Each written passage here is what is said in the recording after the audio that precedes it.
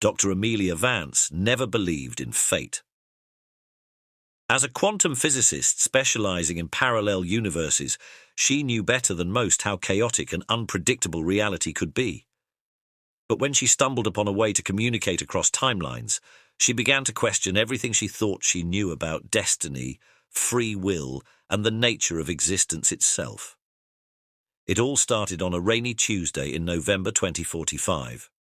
Amelia was running a routine simulation on the newly upgraded quantum computer at Axiom Laboratories when an anomaly caught her eye. Buried in the noise of quantum fluctuations was a pattern, subtle, yet unmistakably artificial. Heart racing, she isolated the signal and began to analyze it. What she found defied explanation. The pattern appeared to be a message, encoded in a way that exploited the probabilistic nature of quantum mechanics. But it wasn't coming from any known source in our universe. It was bleeding through from somewhere else. Amelia worked through the night, fueled by a mixture of excitement and disbelief. By morning, she had managed to decode part of the message. If you're reading this, we've done it. The bridge is open, but we need your help. In exactly 72 hours, an accident at your lab will... The rest was garbled, lost in quantum static, but it was enough to shake Amelia to her core. The implications were staggering. Not only had someone found a way to send information between parallel universes, but they were claiming to be able to predict, or perhaps influence, future events. Amelia's first instinct was to share her discovery with her colleagues, but something held her back. The message had been specifically directed at her, and it hinted at some kind of imminent danger. Until she understood more, she decided to keep it to herself.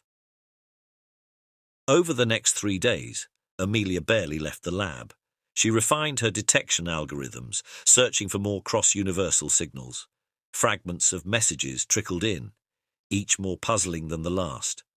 References to a project called the Synchronicity Engine, warnings about a group called the Disciples of Entropy, and again, urgent pleas for her help. As the 72-hour mark approached, Amelia found herself growing increasingly paranoid. She jumped at every unexpected sound, scrutinized every face that passed her in the hallway. Part of her wondered if she was losing her mind. Then, with just minutes to go, alarms blared throughout the lab. A power surge had overloaded the containment field on one of the experimental quantum reactors. The system was heading for a catastrophic meltdown that could potentially open a micro-singularity, swallowing the entire facility. Amelia's blood ran cold. This was it, the accident foretold in the message. Without thinking, she raced toward the reactor control room. Security protocols had locked everyone else out, but Amelia's high-level clearance granted her access. Inside, warning lights flashed and klaxons blared. The reactor core pulsed with an unearthly light, reality itself seeming to warp around it. Amelia's mind raced, calculating possibilities. The standard shutdown procedures wouldn't work fast enough. But maybe, if she inverted the polarity of the quantum field at just the right moment. Her fingers flew over the controls. Sweat beaded on her forehead as she initiated the untested emergency sequence. For a heart-stopping moment, nothing seemed to happen. Then, with a sound like reality itself tearing, the reactor core imploded. A blinding flash filled the room. Amelia felt a sensation like every atom of her body being pulled in 1,000 directions at once. Then, darkness. When she came to, Amelia found herself lying on the floor of what appeared to be the same control room. But something was off. The equipment looked subtly different. And through the observation window, instead of the familiar lab space, she saw a vast chamber filled with swirling, iridescent energy. A voice behind her made her spin around. "Dr. Vance! Can you hear me? It's all right. You're safe." A man in a lab coat she didn't recognize was helping her to her feet. Where am I?" Amelia managed to stammer. The man smiled, but there was a tension behind his eyes. "Welcome to Nexus Point, Dr. Vance. We've been waiting a long time for you. I'm Dr. Eden Curry. But in your universe, I believe you knew me as your research assistant, Alex." Amelia's mind reeled. The man before her bore only a passing resemblance to her young grad student. This Eden looked to be in his 50s, with streaks of grey in his hair and lines of care etched into his face. "I don't understand," she said. "What is this place? How did I get here?" "All in good time," Eden replied. "The important thing is that you're here now. The accident at your lab created a quantum instability that we were able to lock onto with the synchronicity engine. We pulled you through just before your entire timeline was erased." Erased? Amelia felt a cold knot of fear in her stomach. "What do you mean, erased?" Eden's expression grew grave. "I'm afraid we have a lot to catch you up on, Amelia. The multiverse is in danger and you may be the key to saving it, but first there's someone who very much wants to meet you." He led her through winding corridors filled with technology beyond her wildest imagination. Scientists from a dizzying array of species hurried past, barely sparing them a glance. It was as if Amelia's entire understanding of reality was being rewritten with every step. Finally, they came to a vast circular chamber dominated by a glowing pillar of shifting energy. And there, waiting for them, was a face Amelia had seen every day in the mirror, only decades older. "Hello, Amelia," her older self said with a sad smile. "We have a lot to talk about." Over the next few hours, Amelia's world was turned upside down. She learned that she was in a nexus point between universes, a place where the walls between realities were thin. The synchronicity engine, a massive quantum computer that spanned multiple dimensions, allowed them to view and even subtly influence the timelines of countless parallel worlds. "We discovered it by accident," her older self explained. "Or perhaps it wasn't an accident at all. The multiverse has a way of course-correcting, of ensuring that certain key events come to pass." The project had begun with noble intentions, using their knowledge of parallel timelines to nudge events in positive directions, preventing disasters and pushing worlds toward peace and prosperity. But they soon discovered they weren't the only ones with this power. The disciples of entropy, a nihilistic cult spanning multiple realities, had found their own way to manipulate the quantum framework of the multiverse. And their goal was nothing less than the complete unraveling of existence itself. They believe that the multiverse is a cosmic mistake, Eden explained, that the multiplicity of possibilities causes nothing but suffering. Their goal is to collapse all timelines into a single perfect moment of non-existence. "But that's insane," Amelia protested. "Surely they must know they'll be erased too." Her older self nodded grimly. "They see it as a holy mission, oblivion as enlightenment, and the terrifying thing is, they're close to succeeding." Amelia learned that the disciples had found a way to create entropy bombs, quantum devices that, when detonated, would cause timelines to collapse and merge in chaotic ways. Each detonation sent shockwaves through the multiverse, damaging the very fabric of reality. "We've been fighting a losing battle," Eden said. "Every time we prevent an attack in one timeline, they succeed in another. The multiverse is becoming increasingly unstable. If we don't find a way to stop them soon, the damage will be irreversible." "But what can I do?" Amelia asked, feeling overwhelmed. "I'm just one person." Her older self took her hands. "You're not just any person, Amelia. You're the linchpin, a nexus point of quantum potential that exists in almost every timeline. In most of them, you go on to make breakthrough discoveries in quantum physics. In some, like mine, you end up here. But in every timeline where you exist, you play a crucial role." "The disciples know this," Eden added. "They've been trying to eliminate you across the multiverse. That accident in your lab wasn't an accident at all. It was an assassination attempt." Amelia's mind was spinning. So what happens now? Now, her older self said with a glint of determination in her eye, we fight back. We've managed to decode some of the disciples' communications. We know they're planning something big, a coordinated attack across multiple key timelines. If they succeed, it could start a chain reaction that would unravel the entire multiverse. We need your help, Amelia, Aidan said. Your unique perspective, your brilliance. It might be the key to finally defeating them. Amelia took a deep breath, trying to process everything she had learned. Part of her wanted to dismiss it all as an elaborate hallucination, but she couldn't deny the evidence of her senses or the urgent conviction in her other self's eyes. All right, she said finally. I'm in. Where do we start?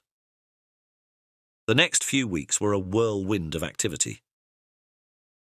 Amelia threw herself into understanding the synchronicity engine and the quantum principles behind cross-universal travel. She worked with a diverse team of scientists, each a version of herself from a different timeline, all brilliant in their own unique ways.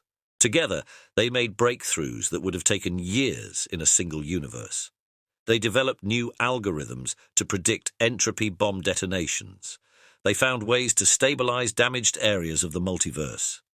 And slowly they began to turn the tide against the disciples. But the cult was relentless. For every attack they prevented, another would slip through.